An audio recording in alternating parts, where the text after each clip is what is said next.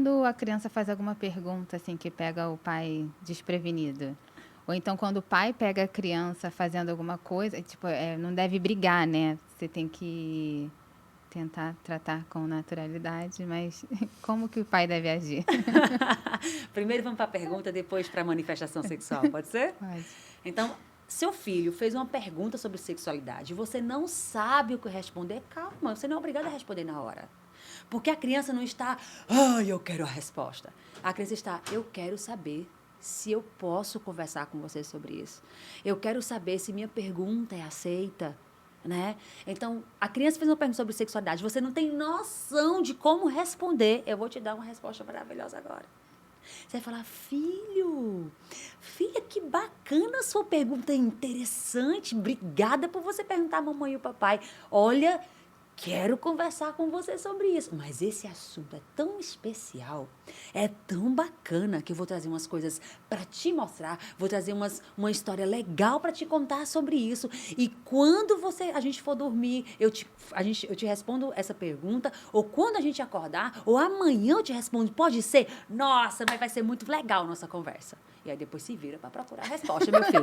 Tá bom? Mas você já ganhou tempo. Você valorizou a fala da criança, você valorizou a curiosidade da criança, você falou que aquilo era muito importante, especial. Então a criança se sentiu valorizada, aceita e validada. É isso que importa para ela naquele momento. Agora, marcou o prazo, responde.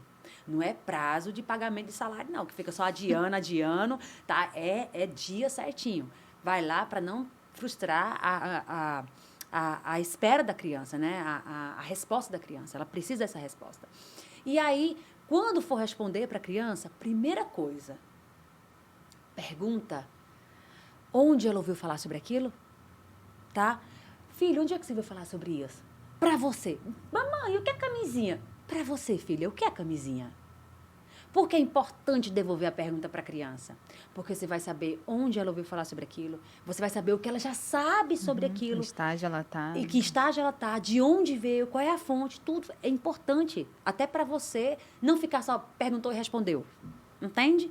E aí, a partir disso, você vai dar a sua resposta dentro do que você realmente estudou sobre aquilo, dentro dos seus valores familiares, dentro do que é aceitável para a idade da criança, tá? Mas sempre façam isso. Sempre digam a verdade, sejam objetivos, mas não é falar a resposta e sair correndo. Não. O objetivo é você não dar uma aula de anatomia porque a criança perguntou de onde vêm os bebês. Aquela aulona enorme que, né, fica cansativo, principalmente para criança menor de 6 anos. Elas não aguentam essa... Mas sempre que responder, o que é que você vai... A última pergunta que você vai fazer para a criança.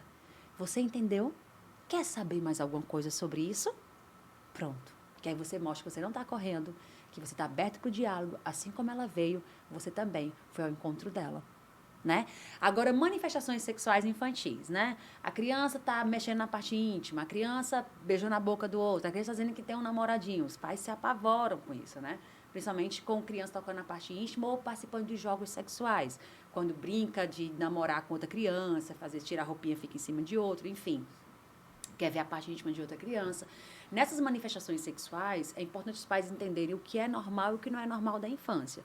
Então, esses jogos sexuais, eles são normais, por exemplo, quando a criança quer ver a parte íntima de alguém, é normal da curiosidade da criança, tá? E essa curiosidade, ela tem que ser sanada com a educação sexual. A criança precisa, a partir de 3 anos, começar a entender a diferença do corpo do menino, do corpo da menina, do corpo da criança, do corpo do adulto. Se a gente não ensinar isso para ela, ela vai descobrir só, porque a criança nasceu cientista. Ela nasce cientista, entende? Então ela vai descobrir. Ela descobre como? Querendo ver o do pai tomando banho, querendo ver o da amiguinha da escola e tal, do priminho, do irmão. E aí nessa descoberta, a criança muitas vezes tem que lidar sozinha com as suas questões e aí ela não tem noção. E às vezes extrapola um pouco, não porque a criança seja deturpada, não, porque ela está buscando as respostas dela. E aí, nesses casos, os pais jamais devem brigar, punir, ameaçar. Não. É sentar com a criança e falar, filha, onde foi que você viu essa brincadeirinha? Por que você brincou assim com ele e tal? Você sabia que não pode brincar com os partezinhos? E aí vem a lição de educação sexual, acolhendo a criança, né? E não punindo a criança por um problema que nós geramos. Você já viu o documentário A Ira de um Anjo? Não. Ele é um documentário que ele ficou muito famoso na internet. Ele é bem curtinho. Ele é de uma história bem, bem antiga de uma menina que foi muito abusada, ainda muito bebê. Daí ela foi adotada por uma família. Eu acho que ela não tinha nem... Eu deveria ter uns 7 anos de idade. A família começou a perceber que ela estava masturbando os irmãos mais novos e ela se masturbava até sangrar. Várias coisas desse tipo, né? E eu lembro que teve muito debate sobre essa questão, porque essa menina era uma garota extremamente fria. Quando perguntavam pra ela, ela fazia aquilo como se fosse... Ela não demonstrava sentimento, sabe? Parecia até uma psicopata falando. É algo muito forte. Eu te perguntei porque esse documentário rodou muito na internet. Aí eu queria só... Você falou uma coisa interessante. Ela foi abusada e ela é muito fria. A afetividade... Foi destruída. Aham. Então, o abuso, ele sai assim, ó, atravessando a formação da afetividade, que é a base da sexualidade na infância.